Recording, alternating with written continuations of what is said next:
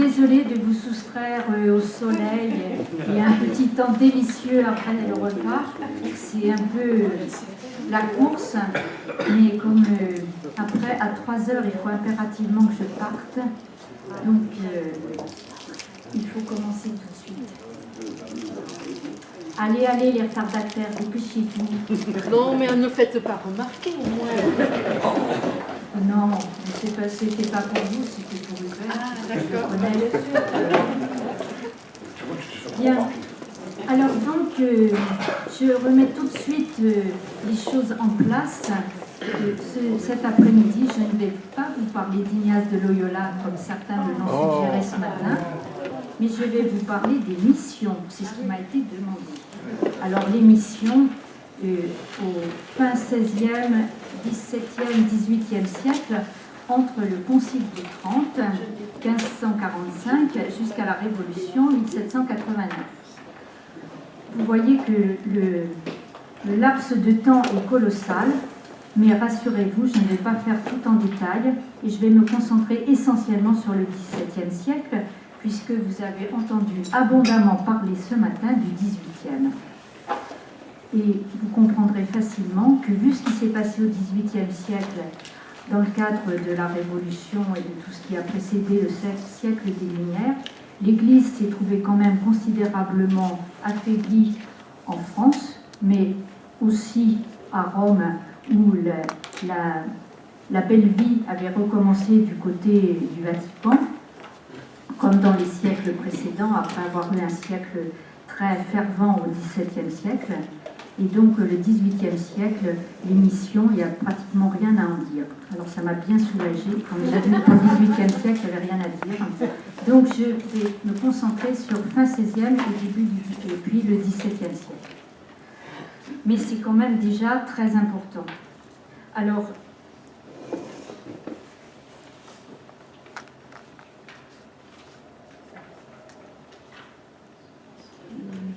pourquoi ça ne marche pas? Ah, bon. Donc, voilà le plan de ce que je pense vous dire. D'une part, le contexte dans lequel se situent les missions pendant ces siècles. Et puis ensuite, je verrai avec vous les missions en Amérique, les missions en Asie, et je terminerai par une conclusion. Donc, tout d'abord, le contexte.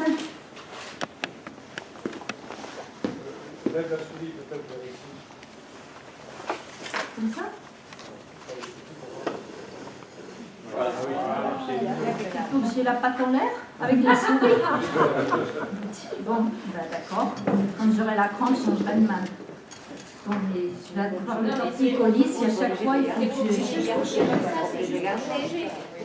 Ben oui, mais il y a 64 diapos, donc hein, il y a des changements assez souvent. Je vais faire ce que je peux. Oui, voilà, un petit geste comme ça.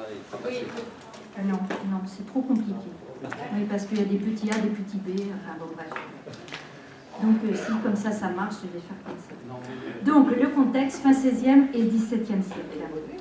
Alors, la deuxième partie du 16e siècle est marquée en France par la conversion d'Henri IV.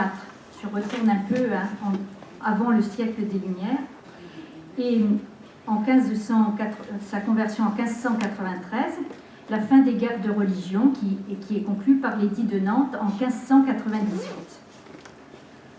D'autre part, dans l'Église, il y a eu le Concile de Trente, sur lequel vous avez entendu beaucoup parler de choses, je pense, la fois précédente. Et les décrets d'application du Concile de Trente vont permettre une merveilleuse renaissance de l'Église catholique et de la foi en France au cours du XVIIe siècle. De nombreuses écoles spirituelles apparaissent et vont s'appliquer à réformer l'Église. Vous allez reconnaître un certain nombre de noms prestigieux.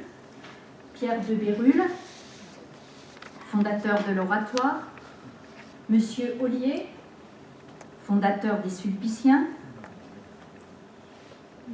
Saint Jean Eudes, François de Sales, Vincent de Paul, qui fonde les Lazaristes. Et bien sûr, vous allez être très content, vous allez le voir, Ignace de Loyola.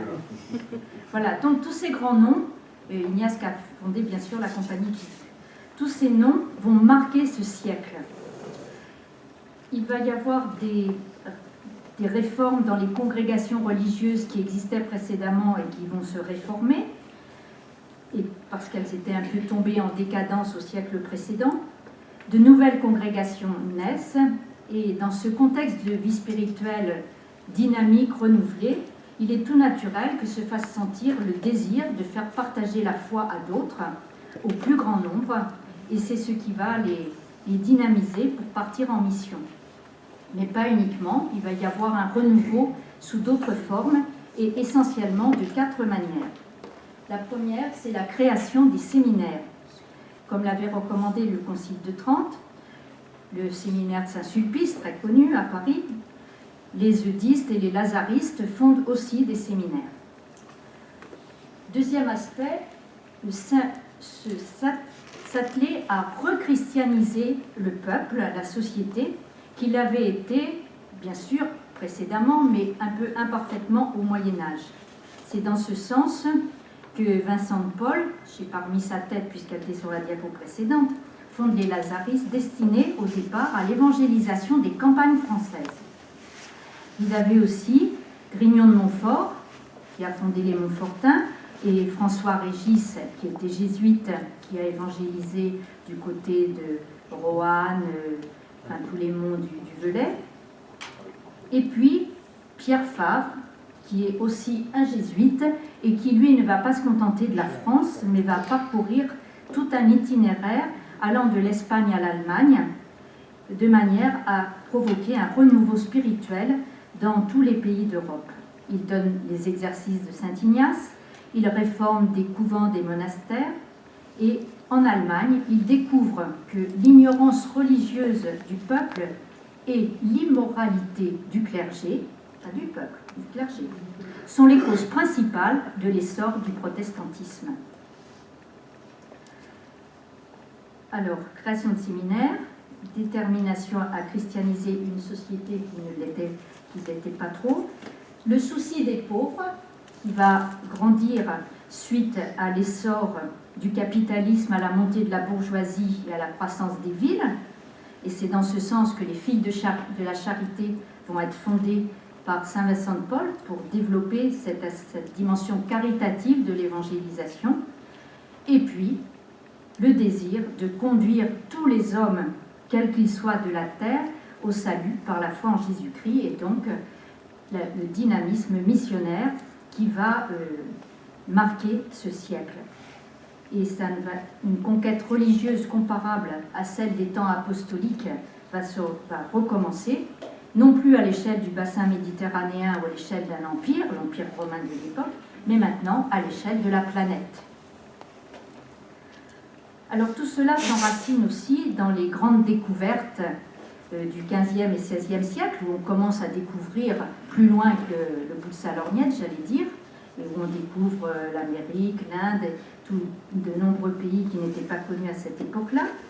Et donc, à ce moment, 15e et 16e siècle, les deux puissances maritimes majeures de l'époque, c'est-à-dire le Portugal et l'Espagne, vont vraiment parcourir les mers, puisque c'était essentiellement par mer que cela se passait, de manière à aller dominer des contrées nouvelles et, en y allant, entraîner avec elles l'essor du christianisme dans ces contrées, car le Saint-Siège, qui n'a ni moyens financiers propres, ni structure missionnaire adaptée, sous-traite ainsi l'organisation des missions aux souverains catholiques.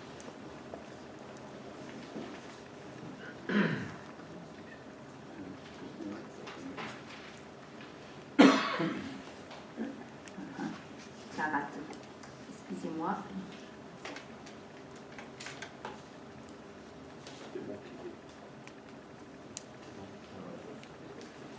Alors, pour avoir une petite idée de ce que ça représente, en 1517, une petite vidéo. par Mamelouk d'Égypte, puis Soliman le Magnifique étend ses conquêtes en Orient, et jusqu'aux terres de l'empereur Charles Quint.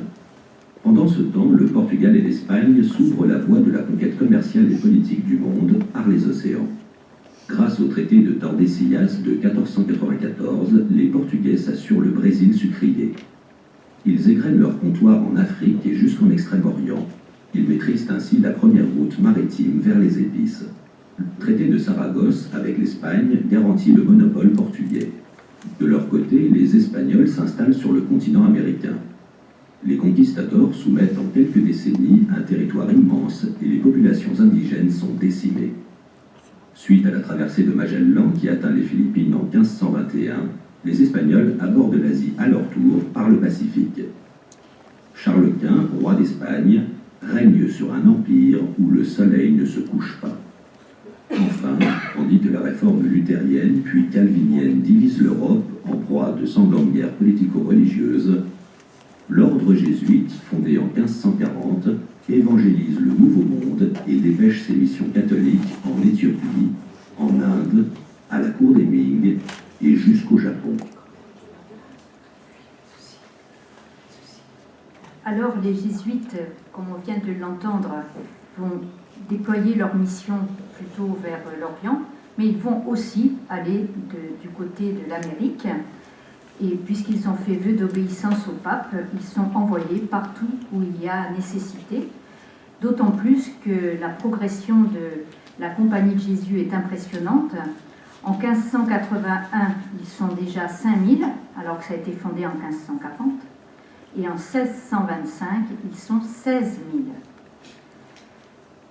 Mais il n'y a pas que les jésuites qui partent en mission.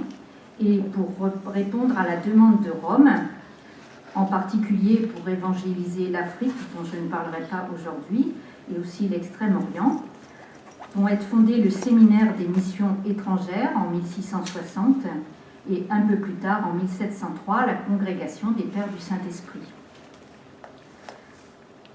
Mais au XVIe et début du XVIIe siècle, c'est vrai que c'est essentiellement les jésuites, mais il y a aussi des franciscains, des dominicains qui partent. Alors, d'abord, regardons ce qui se passe en Amérique. En Amérique, je vais développer 3 points. D'une part, la conquête, puis une forme de développement en Amérique latine, et en 3e point, la vie des missionnaires. Alors la présence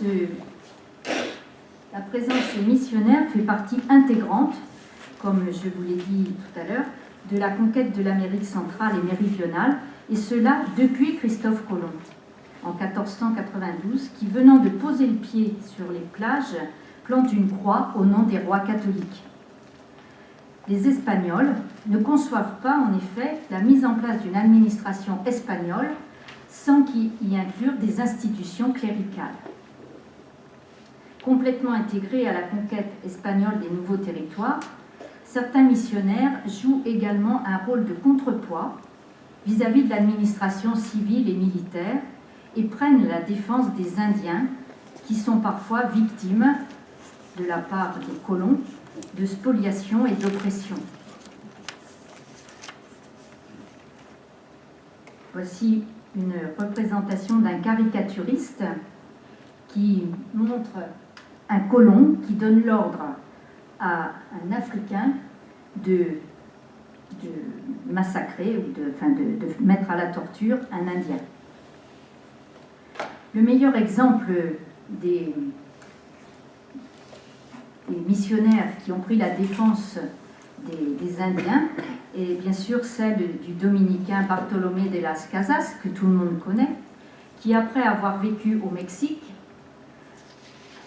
est parti retourner en Espagne de manière à défendre la fameuse controverse de Valladolid entre août 1550 et avril 1551, où il s'agissait de savoir si les Indiens devaient être convertis par la contrainte, et où il a affronté sur ce point le chapelain de l'empereur Charles Quint, qui défendait un autre point de vue. Alors parfois on dit c'était pour déterminer si les Indiens avaient une âme. Ça c'est une erreur. C'était simplement pour savoir s'il fallait les convertir de force ou pas. Et donc le chapelain de Charles Quint, revendiquait le droit à la conquête et à obliger les Indiens à se convertir et à ce qu'on les baptise, pour mettre fin au sacrifice humain. C'était ça sa principale motivation. Et son contradicteur, donc Las Casas, lui soulignait que les colons avaient infligé un certain nombre de peines et de souffrances aux Indiens, et il rappelait l'universalité de l'Évangile en disant que les Indiens étaient des hommes comme les autres et devaient être traités comme les autres dans le respect de leur liberté et sans qu'on les oblige à se convertir. L'empereur a été ému par la plaidoirie de Bartolomé de Las Casas et donc il a décidé de sévir contre les abus que les colons pouvaient faire en Amérique. Mais l'empereur, il était un peu loin des colons, et les colons, ils n'en avaient que faire des avis de l'empereur. Donc, ils se sont quand même un petit peu calmés. Et pour se calmer, ils ont eu une idée géniale. Ils ont repris une idée qui avait été émise par Las Casas à l'époque où il était en Amérique, qui n'était pas forcément la meilleure qu'il ait eue. Et ils se sont dit qu'effectivement, recourir à des travailleurs africains plutôt que de martyriser les colons indiens, les Indiens, c'était une très bonne idée. Et c'est comme ça qu'a démarré la traite des Noirs, qu'on a fait venir d'Afrique pour faire le travail que les Indiens avaient du mal à faire.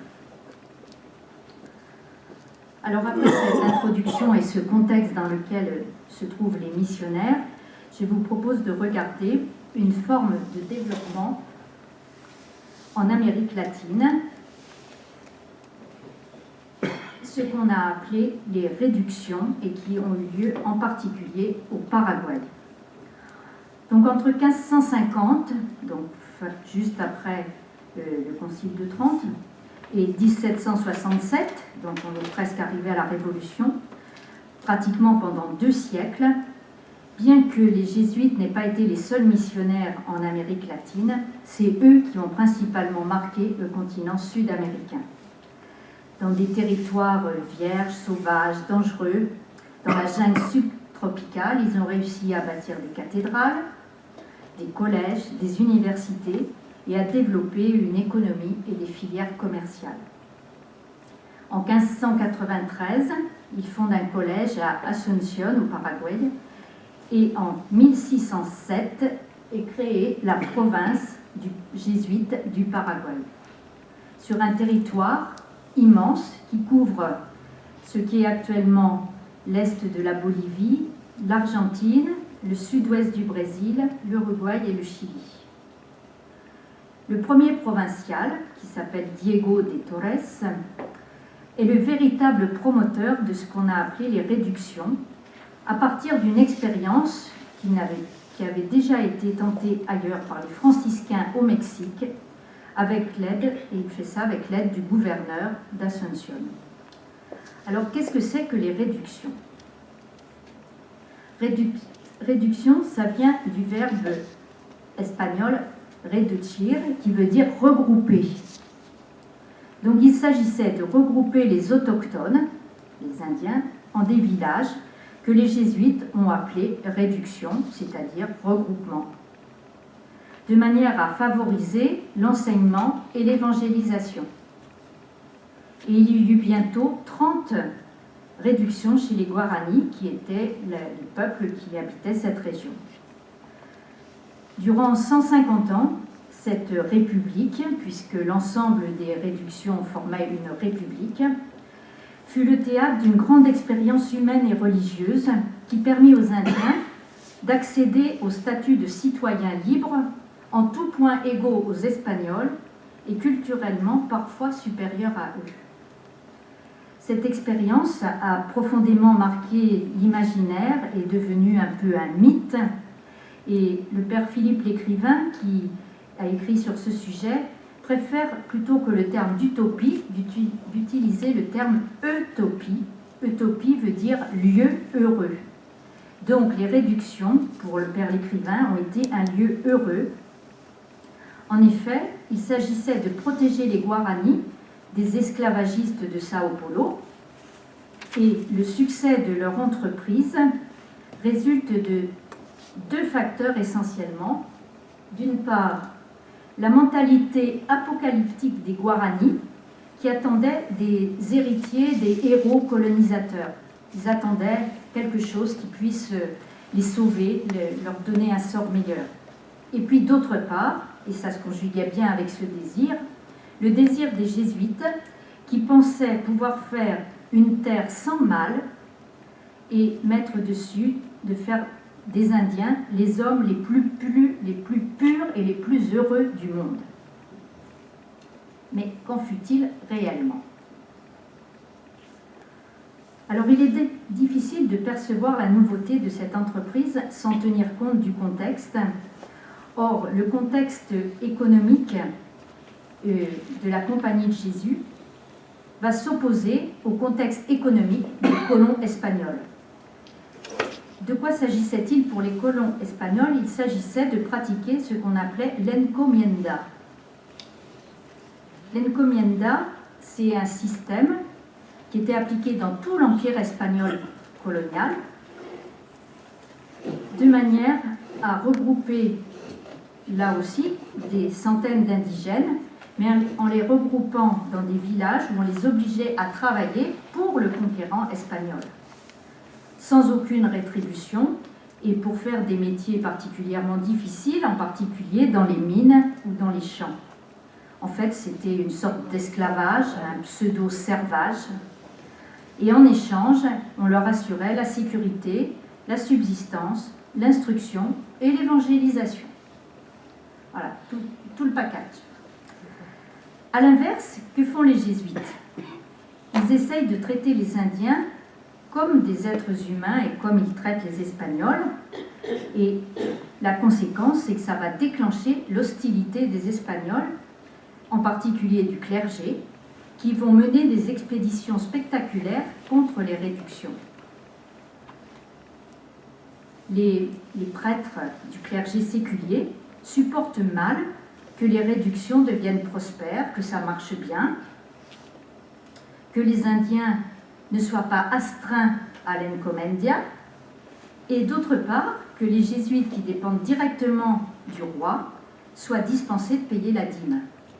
Donc tout ça, ça faisait un peu trop pour eux. Ils trouvaient qu'il n'y avait pas assez d'argent qui rentrait dans leur propre poche, et donc ils ont été très hostiles à l'œuvre des jésuites. Alors, qu'est-ce que c'était? Comment fonctionnaient les réductions? Voici le plan d'une réduction. Malgré certaines variantes, elles étaient toutes bâties sur le même modèle. Toutes les rues convergent vers une place rectangulaire, au centre de laquelle est plantée une croix.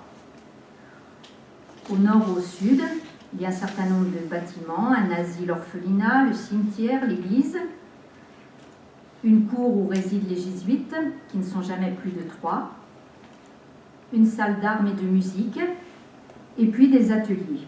Sur les 3 autres côtés de la place s'alignent en bloc les maisons des Guaranis. Vous avez un autre plan ici, plus ancien, en pseudo-relief. Dans cet ensemble, il y a toujours une église, et une église qui tranche avec le reste, qui en général est magnifique. Vous avez ici l'exemple d'une église très décorée, qui était une église d'une réduction, qui a été reconstituée. Dans chaque réduction, il y a aussi un système de service public. Un moulin, un four à grains, grenier dépôt alimentaire, abattoir, boucherie, fourneau à briques, fonderie de métaux. Il y a l'adduction d'eau, écoulement des égouts. Et on peut dire qu'au milieu du XVIIIe siècle, c'est-à-dire au temps de l'apogée des réductions, du point de vue de l'urbanisme, elle dépasse largement les villes environnantes, à l'exception de Buenos Aires et de Cordoba. On trouve encore des ruines de ces réductions. Ici, celle de San Ignacio et la tour de la réduction de Trinidad. Mais les réductions ne se réduisent pas aux constructions, aux petits villages. Tout autour du village, il y a aussi d'autres espaces beaucoup plus grands pour pouvoir faire des élevages qu'on appelle des estancias, genre de ranch, où il peut y avoir la distance, enfin, ça peut représenter 300 000 km². Donc c'est pas mal. Alors de quoi ils vivent dans ces réductions? Eh bien, chaque réduction est autonome, mais elles sont toutes coordonnées par le supérieur jésuite de la mission qui réside dans une petite ville, à Candelaria. Et dans les réductions, c'est le régime de la propriété, mais une propriété mixte, c'est-à-dire qu'il y a la part de l'homme et à côté la part de la communauté et la part de Dieu. Au nom de la propriété de l'homme, chaque famille dispose d'un petit jardin à l'intérieur et d'un lopin de terre aussi à l'extérieur un peu plus grand. Par contre, les outils de travail, les bêtes pour le travail appartiennent à tout le monde. Et dans la semaine, ils sont tenus de travailler en commun dans la partie commune pour honorer justement cette partie commune. Qu'est-ce qu'ils cultivent? Ils cultivent essentiellement du thé, le thé du Paraguay, et le coton, et puis ils travaillent aussi la laine, puisque dans les troupeaux, dans les estancias, il y a des vaches, mais aussi des moutons, des ovins. Dans les ateliers, on trouve de la menuiserie, fabrique de chapeaux, des armes à feu, des instruments de musique, et tous ces produits sont échangés à l'intérieur entre les différentes réductions, mais aussi à l'extérieur, et ils ont une flotte de pirogues et de radeaux qu'ils construisent eux-mêmes, qui leur permettent d'écouler leur production vers Santa Fe et Buenos Aires. Au point de vue de l'administration de la République, c'est très complexe aussi, et si les jésuites sont l'instance suprême, l'autorité immédiate revient aux autochtones et ils s'organisent. Dans chaque réduction, il y a un conseil qui a le pouvoir législatif, exécutif et judiciaire. Il est présidé par l'officier de justice, composé de juges et de délégués du quartier, du chef militaire, des policiers, et c'est le conseil qui va statuer en cas de souci entre les habitants et puis le juge. Il y a un code civil et pénal. La peine de mort n'existe pas. La torture est interdite. Et la sanction la plus lourde est la réclusion pour 10 ans et la plus fréquente, le fouet. Alors, comment se passe la vie quotidienne? Au quotidien, tôt le matin, le tambour annonce le réveil. Allez, tout le monde debout. Après, il y a des aides infirmiers qui vont s'enquérir de la santé de chacun. Les enfants sont alors conduits à l'église pour la messe et le catéchisme, puis à l'école, où garçons et filles apprennent la lecture, l'écriture, le calcul, et selon leur inclination, peuvent s'exercer à un métier manuel. Les plus doués sont orientés vers les carrières administratives et peuvent apprendre l'espagnol. Et toutes ces activités ne doivent pas occulter l'importance de la vie culturelle. Une imprimerie est montée, presque un siècle avant qu'il y en ait une à Buenos Aires. Un observatoire astronomique est installé à San Come. Une pharmacopée et même 2 hôpitaux qui vont être rapidement ouverts. Mais si, dans le domaine des sciences et techniques, les Guaranis sont d'excellents auxiliaires des jésuites, dans celui des beaux-arts, ce sont eux qui sont les plus talentueux. Et ils excellent dans la peinture, la sculpture, l'architecture et les arts rythmiques. Au plan social, les jésuites tolèrent la polygamie chez les adultes qui ne sont pas chrétiens, mais ils encouragent les jeunes à se convertir et à être dans la monogamie. Enfin, dernière chose, au niveau de la vie sociale, les jésuites ont élaboré, grâce au brassage des différentes tribus guaranis qui avaient au départ des langages différents, un guarani commun, et ils ont même constitué un guarani écrit qui a permis après que ce soit une des langues parlées et reconnues officiellement au Paraguay encore aujourd'hui. Alors en conclusion de cette expérience, était-il vraiment sage de considérer que les Guaranis étaient des hommes au même titre que les Espagnols et les Portugais, et surtout était-il sage d'implanter leur réduction aux limites des empires coloniaux? En fait, lorsque sous la pression de la couronne espagnole qui décréta l'expulsion des jésuites suite à des rumeurs et des accusations, des rumeurs qui venaient de la jalousie des autres durant le bon fonctionnement des réductions, et puis aussi des accusations qui venaient de beaucoup plus loin de ce que faisaient les jésuites à l'autre bout du monde en Chine, où ils ont été accusés de syncrétisme. Donc à ce titre, leur expérience a pris fin. Et bien sûr, une fois qu'ils ont été partis, les colons espagnols se sont empressés de reprendre leurs vieilles habitudes et les Indiens ont de nouveau été livrés à la violence coloniale. Pour le pape François, les réductions jésuites constituent l'une des expériences d'évangélisation et d'organisation sociale les plus intéressantes de l'histoire. Elles ont représenté un défi au pouvoir colonial, un modèle d'organisation sociale et économique, sans trop de violence. Il y avait quand même le fouet, mais par rapport aux autres, c'était peu. Et surtout, ça a permis de sauvegarder la culture guarani. Aujourd'hui, il y a 200 000 Guaranis qui vivent au Paraguay. Et c'est ça l'héritage principal des jésuites, tout comme la musique qui conserve elle aussi une place centrale dans la culture locale. Alors nous allons quitter l'Amérique latine pour partir dans l'Amérique du Nord et voir un peu comment se déroulait la vie des missionnaires en prenant un autre exemple en Amérique du Nord. En Amérique du Nord, à la suite de Jacques Cartier, ce sont les Français. Au sud, c'était les Espagnols. Au nord, c'était les Français, puis ensuite les Anglais, qui ont pris possession de l'embouchure du Saint-Laurent et qui ont implanté leur colonie chez les Hurons, avec le même principe que pour les Espagnols, c'est-à-dire avec un pacte franco-huron de 1634 qui disait que le commerce ne serait possible que s'ils acceptaient les missionnaires.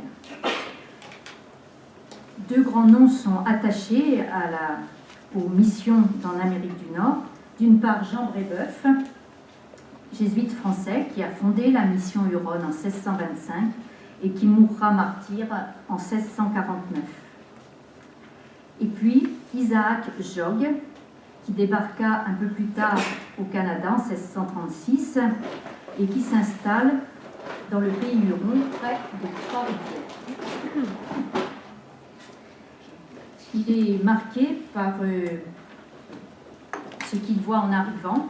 En particulier, il assiste au supplice d'un prisonnier iroquois par les Hurons. Et donc, il est très impressionné, mais ça n'entame pas son courage et il va essayer de vivre sa mission de manière très, très profonde dans ce pays. Les missionnaires sont affrontés à des périls. Le premier, c'est les épidémies qui sont amenées par les colons en général, entre autres petites véroles et dysenteries, et que les Indiens attribuent à la présence des religieux. Donc, puisqu'ils pensent que c'est les religieux qui amènent ça, il va falloir se débarrasser rapidement des religieux et on décide leur mort. Mais heureusement, l'épidémie cesse avant que le décret soit mis en application. D'autres périls les attendent parce que les Iroquois et les Hurons, qui sont tous deux occupants de cette terre, se font la guerre. Donc, ils se font la guerre et forcément, les missionnaires sont pris un peu entre deux feux et ce sont des guerres vraiment très violentes. Les Iroquois n'hésitent pas à brûler les villages des Hurons et à les disperser et à faire parfois prisonniers même les missionnaires qui subissent la bastonnade, des mutilations. Isaac Jogues aura des doigts coupés et puis bien sûr des coups de bâton, des marches forcées, des injures, etc. Mais ça n'empêche pas les missionnaires de faire des projets. Et comme en Amérique latine, les jésuites espèrent transformer ces Amérindiens nomades et chasseurs en fermiers disciplinés et sédentaires. Et pour cela, ils vont aussi essayer de créer des réductions près de Québec et vers le lac Ontario, c'est-à-dire au nord des États-Unis actuels. Pour les attirer, ils leur offrent vivres et assistance militaire, mais ce fut un échec car le nomadisme était vraiment un obstacle majeur pour ces populations. Et les jésuites choisirent donc de s'adapter à la situation et d'accompagner les Indiens dans leurs déplacements pour pouvoir les évangéliser.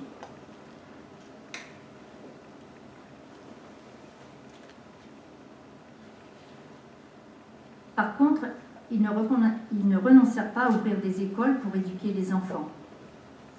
Il y eut des séminaires et l'objectif était de couper les enfants de leur famille, de leurs racines culturelles et communautaires, pour les transformer en fervents chrétiens, en espérant qu'après ils retourneraient dans leur famille et qu'ils évangéliseraient tout le monde.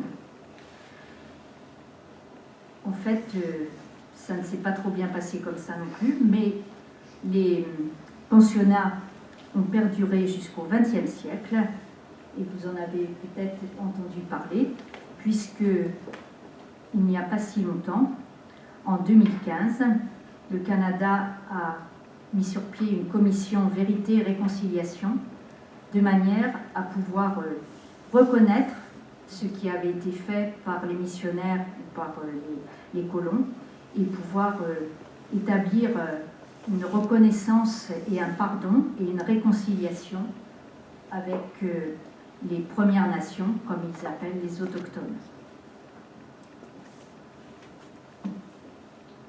Pour revenir à Isaac Jogues, qui a été un des premiers missionnaires, il a été rapidement fait prisonnier et assassiné d'un coup de hache dans la tête. Il avait 39 ans. En conclusion de cette première partie, le sang des martyrs est semence de chrétiens, disait Tertullien. Vous avez entendu ça l'année dernière sur l'intervention sur les martyrs, que j'aurais dû faire et que je n'ai pas fait parce que je n'étais pas là. Et pour la seule année 1649-1650, il y eut 3000 baptêmes.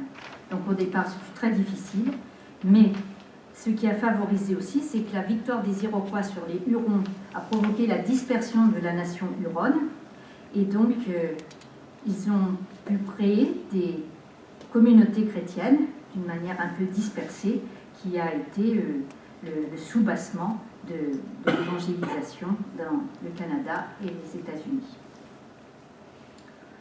Alors maintenant, je vous propose de partir dans une toute autre direction et nous allons aller du côté de l'Asie. Alors, les missions en Asie, là j'ai choisi 3 personnages clés, 3 figures un peu différentes les unes des autres. François Xavier, Matteo Ricci et Johann Adam Schall, qui sont 3 jésuites qui ont évangélisé l'Orient. Alors, il ne s'agit plus ni de l'Espagne ni de la France, mais ça fonctionne toujours de la même manière. Cette fois-ci, il s'agit du Portugal. Donc, le Portugal, et vous l'avez vu tout à l'heure dans la petite vidéo, est tourné vers l'Orient avec la route des épices et des comptoirs qu'ils ont mis tout le long de la côte d'Afrique et en Inde. Donc, François Xavier va être le premier missionnaire le premier jésuite à partir en Inde. Il n'est pas le premier missionnaire à arriver là-bas. Il débarque à Goa. Et en arrivant, il est impressionné parce qu'en arrivant sur la côte, il voit d'entrée de jeu une croix qui est plantée sur le rivage et une cathédrale. Mais il découvre vite que, en fait, ce qui attire beaucoup les Portugais, c'est plus l'intérêt économique, et donc qu'ils s'en mettent plein les poches et ils vont exploiter la population, mais la foi chrétienne, c'est pas vraiment leur truc. Alors, il ne s'attarde pas dans la ville de Goa, mais il va partir sur la côte sud, où se trouve une communauté de pêcheurs de perles qui avait été déjà évangélisée, mais qui avait été abandonnée. Et il va s'occuper d'eux, et s'occuper des malades, des pauvres, et baptiser à tour de bras. Il dit dans une de ses lettres qu'il a mal dans le bras tellement il baptise. Mais son principe, contrairement à ce qui s'était passé, comme on l'a vu dans en Amérique latine. Lui, il a la bougeotte, François-Xavier. Hein, c'est un voyageur infatigable. Donc, dès qu'il a commencé à baptiser et à créer une communauté chrétienne, il donne la responsabilité aux chrétiens qui sont là, et puis il va baptiser ailleurs. Il veut toujours aller plus loin, toujours ailleurs. Et en 1546, il fait un périple de 3000 km qu'il l'entraîne aux Moluques, en Indonésie.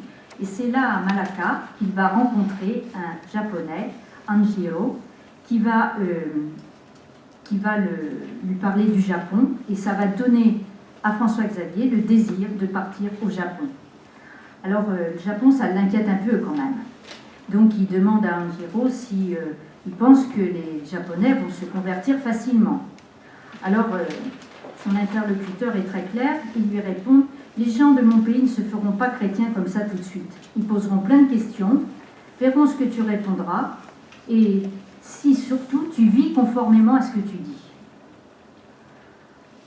Alors, il part quand même, et bien qu'impatient d'évangéliser, François est bien obligé de se rendre compte que, d'abord, il y a la barrière de la langue.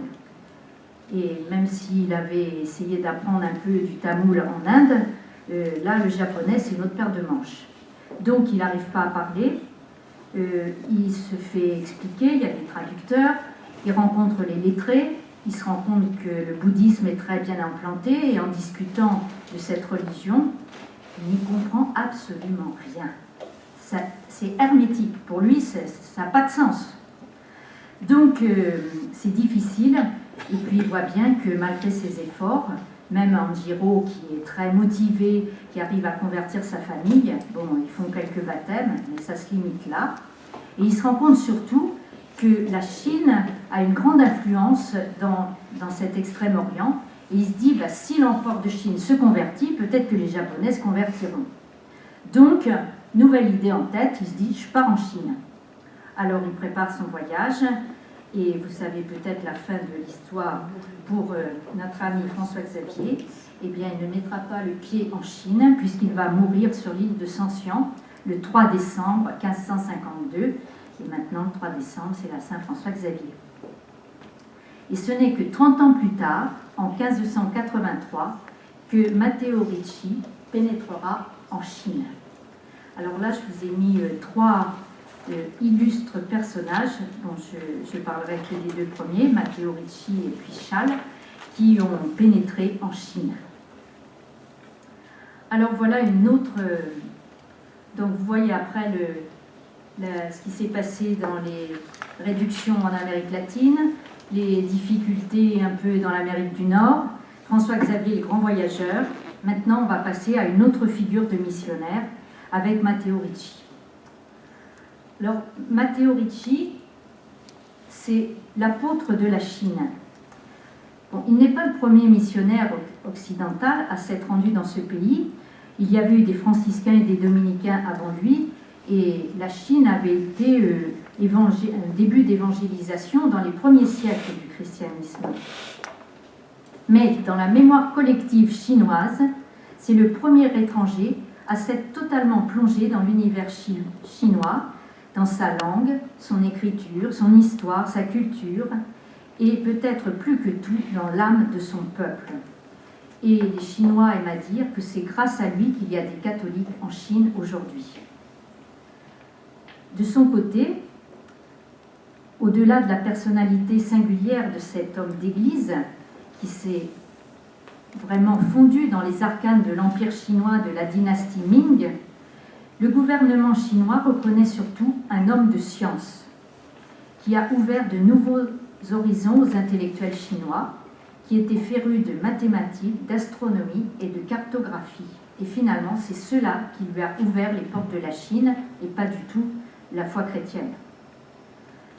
400 ans après sa mort, Limatu, comme on l'appelle, Matteo, ça a donné Limatu, est reconnu comme un missionnaire respectueux, un scientifique généreux par tous, qu'ils soient croyants ou athées. Il excellait dans l'art de la discussion, il avait des facilités dans l'étude des sciences, il a passé plusieurs années à étudier la langue chinoise, les classiques, de manière à pouvoir entrer vraiment dans la société chinoise. Et par ce travail, il a gagné une certaine notoriété. Cette notoriété, elle se traduit concrètement par une mise en valeur historique officielle de cet homme qui a tant apporté à la Chine. Cette expression, je l'ai lue à plusieurs endroits, cet homme qui a tant apporté à la Chine. Alors la meilleure preuve qu'on peut en avoir, c'est que sa tombe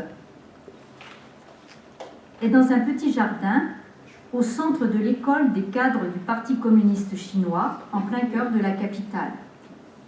Et sur l'immense fresque du monument du Millénium qui a été construit pour le passage au XXIe siècle à Pékin et qui rend hommage aux personnalités culturelles de la dynastie Ming, on voit clairement Matteo Ricci, un télescope à la main et un astrolabe à ses pieds.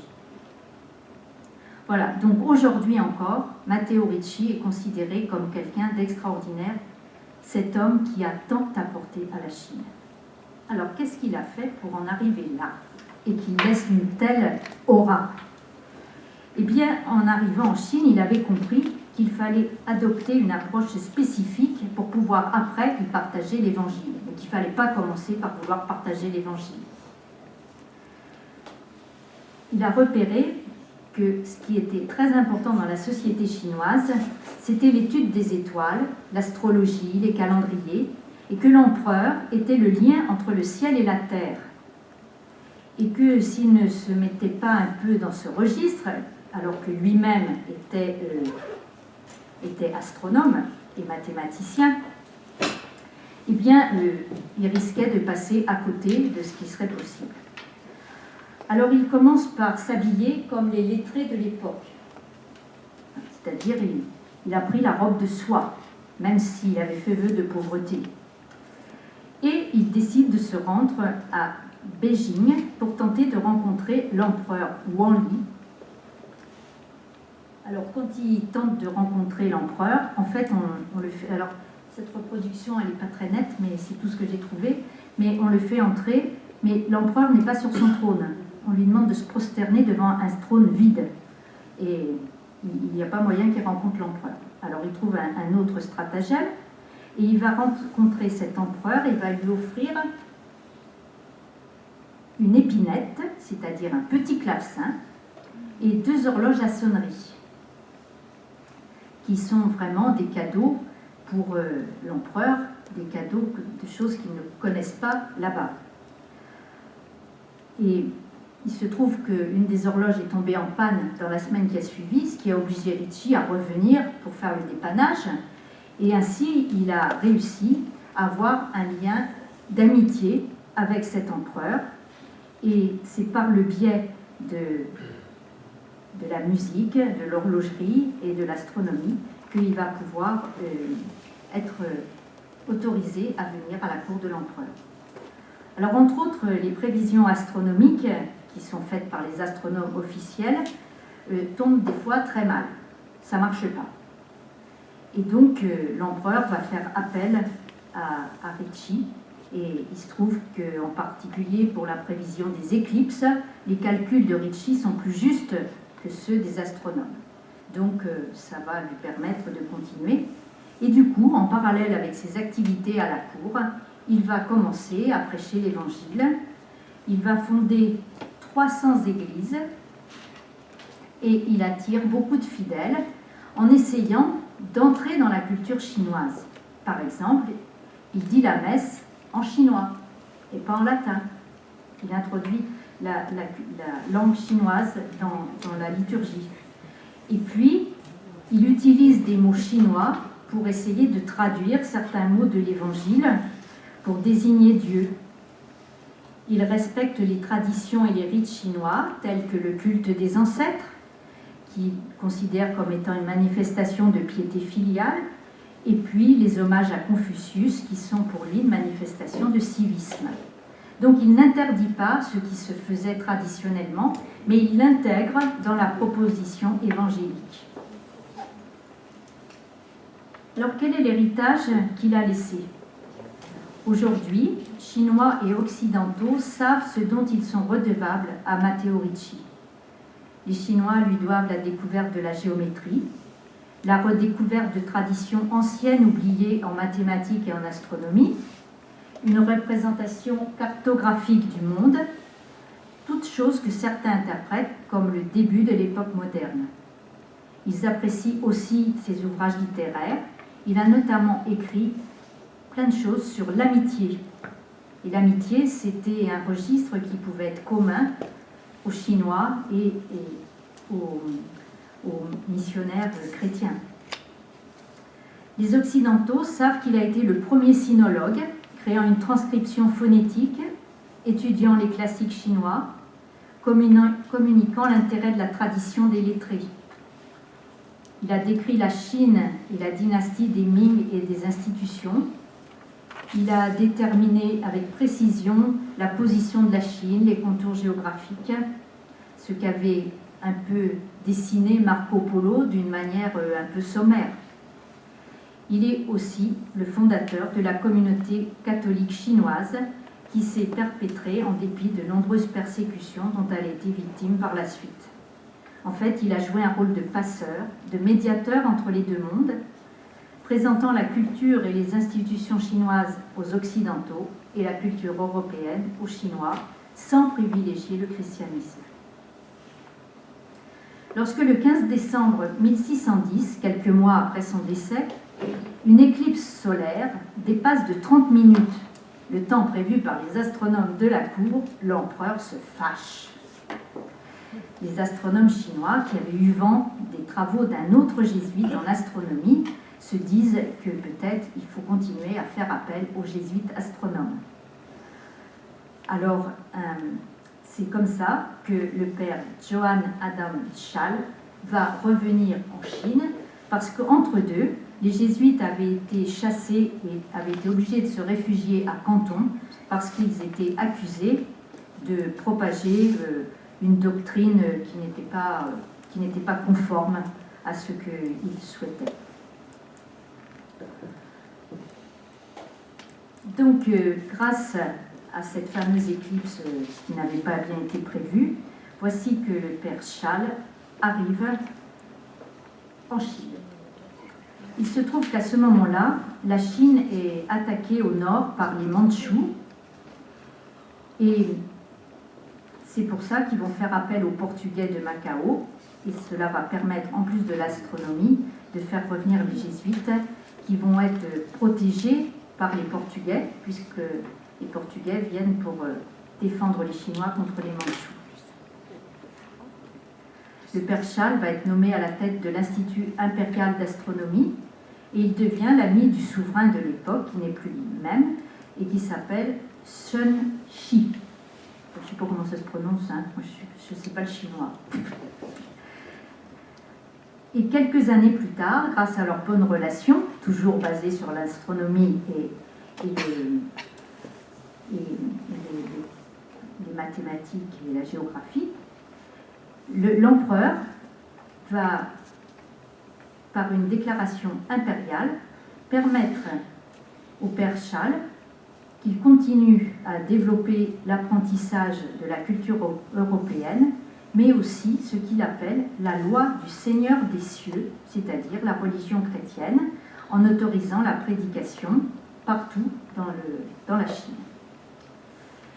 Alors, le père Schall aurait bien aimé que l'empereur se convertisse, parce que ça aurait été vraiment le summum de la réussite, et puis là, ça aurait entraîné beaucoup de monde sans doute à se convertir derrière. Mais malheureusement, cet empereur meurt assez jeune, et donc il n'a pas eu le temps de se convertir.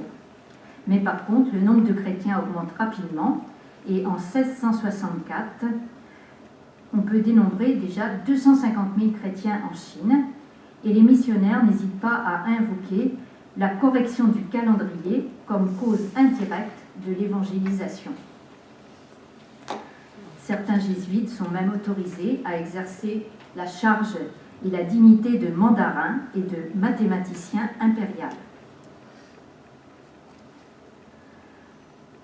Alors tout irait pour le mieux s'il n'arrivait à Pékin en 1631 des missionnaires d'autres ordres, des ordres rivaux, les franciscains et les dominicains.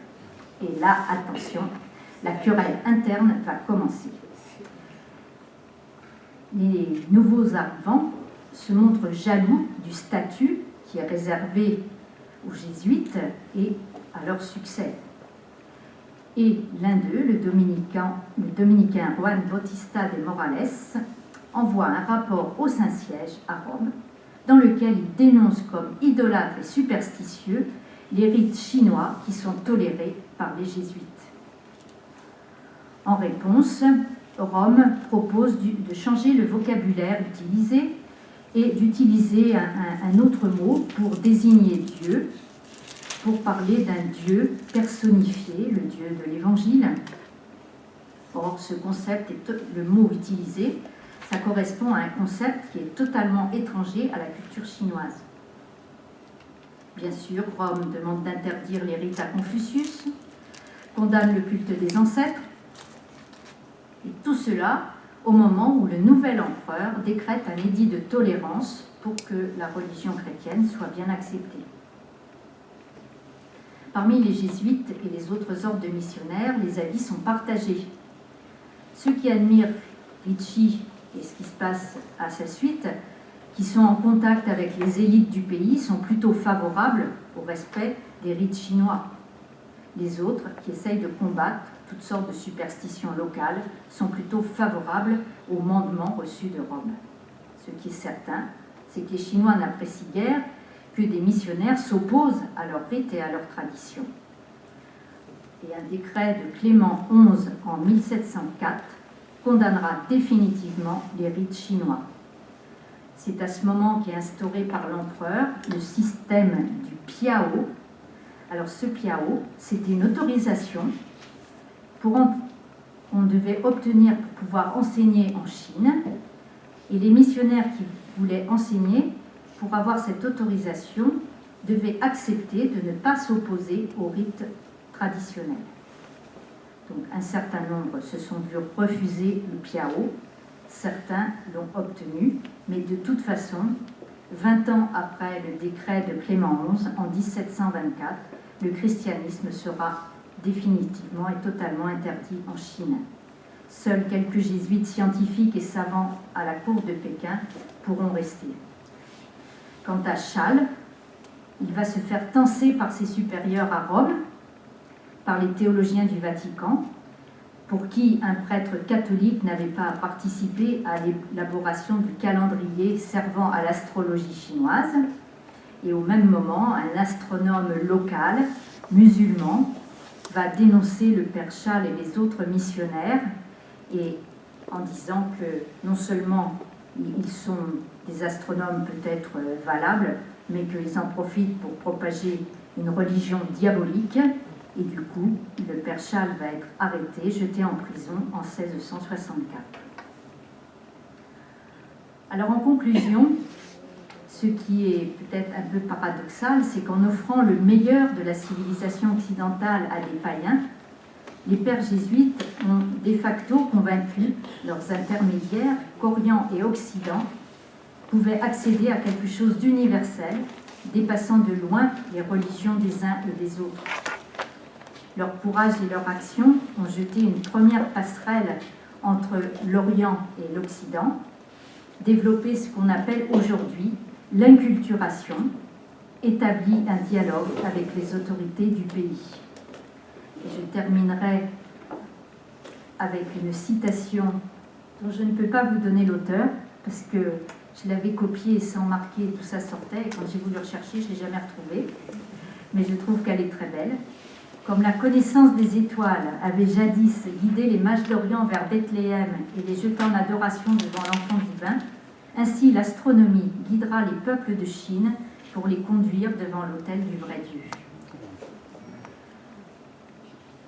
Alors, en conclusion de tout cet ensemble, vous voyez que le XVIIe siècle fut un siècle de conquête et d'expansion de la foi chrétienne, qui a été bien sûr marqué par des maladresses, des violences, des jalousies, mais aussi par de grandes figures, et je pense que c'est elles qu'il faut garder, qui sont allées jusqu'au martyre et ont favorisé développement et inculturation et qui peuvent interroger notre propre dynamisme missionnaire aujourd'hui.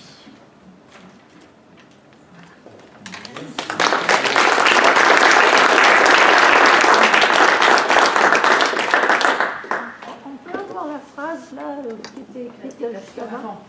Oui. Merci. Alors, tu peux la remettre J'aurais le diaporama sur le site. Merci. C'est du jésuite Ferdinand Verbiest. Ah, ben oui, ben, c'est le troisième. Pardon. Ouais, C'est le troisième qui était sur les trois jésuites astronomes qui ont pénétré en Chine. C'est lui qui a dit ça. C'est lui qui a dit ça. Ah ben merci.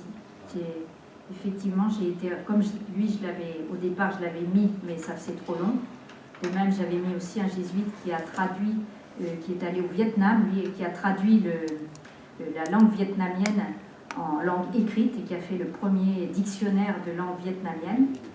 Mais j'ai dépassé de 5 minutes l'heure, mais je voulais tenir l'heure, comme cela m'avait été demandé. Voilà. Alors, je ne sais pas si vous avez des questions ou des remarques ou des commentaires, ou ce que vous voulez dire par rapport à ça. Il nous reste 8 minutes.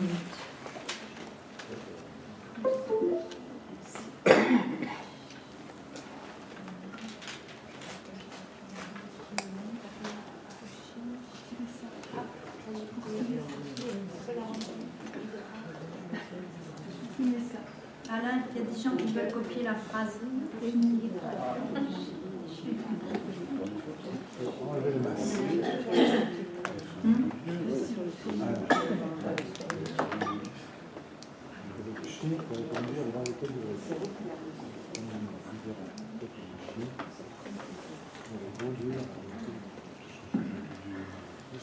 Oui. J'avais une question. Oui. Bon, d'abord, je vous remercie pour cet exposé.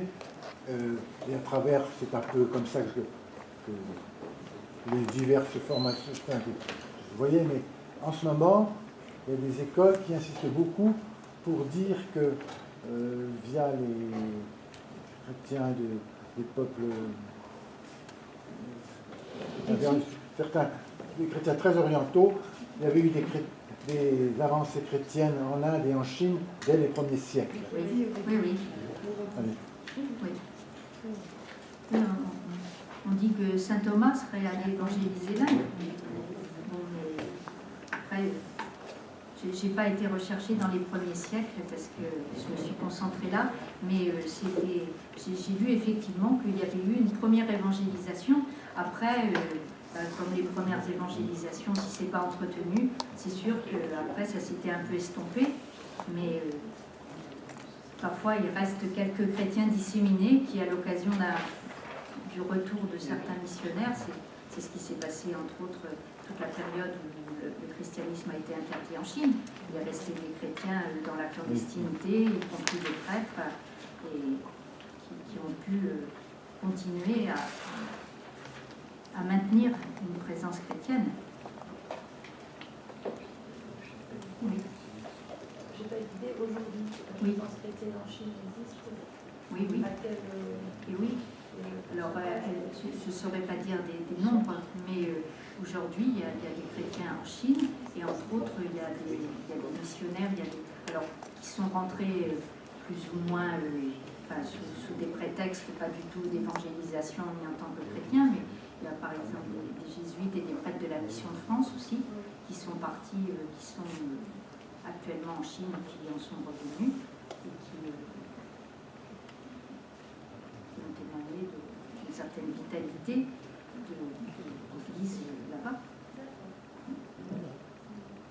Oui. Est-ce que la religion chrétienne est autorisée en Chine? Actuellement, je ne crois pas. Officiellement, non. Officiellement, parce qu'il y a une église officielle, mais qui n'est pas, il n'y a pas de lien avec le Vatican. Enfin, c'est un peu comme ce qu'on a dit ce matin sur la Révolution. C'est les prêtres, l'église reconnue par l'État. Mais j'avoue que je ne me suis pas penchée sur l'état de l'église aujourd'hui en Chine, puisque parce que ça m'a demandé quand même beaucoup de travail de rechercher pour le XVIIe siècle. Alors ça m'a donné envie effectivement d'aller plus loin, mais là j'étais un peu prise par le temps. Déjà, Oui, pour la question, il ne peut y avoir pour l'instant de reconnaissance, car la République populaire de Chine refuse d'avoir des relations diplomatiques avec le Vatican. Pour une raison, c'est que le Vatican a des relations avec Taïwan. Et donc ça pose problème. Même si le Vatican a supprimé, il y avait une nonciature apostolique, elle n'en a fait qu'une représentation diplomatique. Donc elle a diminué le stade de représentation, mais pour la Chine communiste, ça reste au-delà de l'idéologie communiste, bien sûr, il y a aussi le problème politique. Il y a aussi ce problème-là des relations diplomatiques. Mais il y a pas mal de chrétiens reconnus par le Vatican qui sont clandestins. Le problème, c'est la succession apostolique, parce que les évêques qui sont validement ordonnés, pour la plupart, sont en prison, et meurent en prison. Je vais donner un petit témoignage. J'étais faire un stage, j'étais chercheur en météo à Montréal, et il y a énormément de jeunes scientifiques chinois, et la plupart, beaucoup étaient fascinés par la personne de Jésus, au point qu'ils allaient passer leurs premières vacances en Israël. Il y a une fascination par la personne de Jésus chez les Chinois. Oui, Gilliane, je crois que le père Jean-Marie Lopez était parti quelque temps en Amérique latine. Oui, Voilà, en et je me demandais si c'était justement en lien avec les jésuites, Oui. l'endroit où il était. Oui, il était dans une communauté Il avait dit jésuite. que c'était très vivant. Il était dans une communauté Il avait ramené un souvenir de l'église vivante. Donc c'était dans un lieu où, donc, communauté jésuite, il avait ramené de bons souvenirs. C'est sûr que la présence des jésuites en Amérique latine, elle a été très forte et elle est encore aujourd'hui. Et à travers ce qu'a dit Geneviève, je pense que vous avez saisi quelque chose d'essentiel. Et là, l'Église, institution, a raté le coche, c'est l'inculturation à la façon de Saint Paul, quelque part, aussi. Avec, justement, on passe par ce que étaient Matteo Ricci ou Taft, des scientifiques, et à travers ça, on vient annoncer la bonne nouvelle et on intègre en même temps tout ce qui se vivait sur place.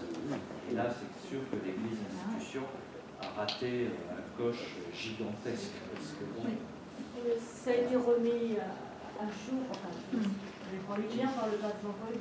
oui. Oui, mais c'est un peu tard. Surtout, ce qui est quand même dommage, c'est que ce sont les chrétiens entre eux qui se sont tapés dessus, quoi, parce qu'ils ont été dénoncés par